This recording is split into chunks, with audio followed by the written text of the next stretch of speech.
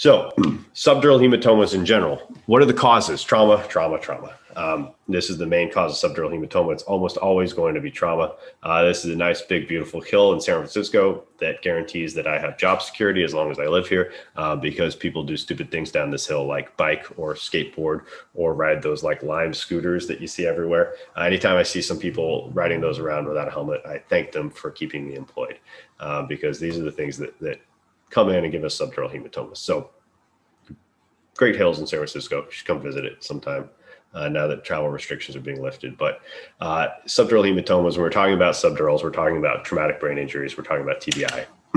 There are some other things that sometimes can come in, and you do want to have these on your radar. An aneurysm on the surface can cause a subdural hematoma. A CSF leak can do that. So there are other things that cause subdurals, but 99+% of the time is going to be trauma. Question, what is it if it's very difficult to control the edema intraoperatively? Yeah, that's where it gets tough. So you can ask anesthesia to give more mannitol or 23% saline. You can ask anesthesia to hyperventilate the patient, ask them to lift the head of bed up so that the head is above the heart.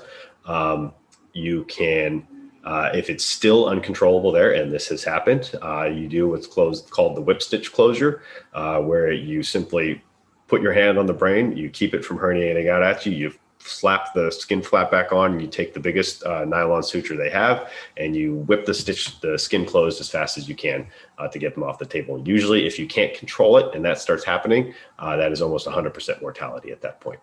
So unfortunately, it's very, very bad when that happens, but we've had that happen a number of times. So yeah, it's bad.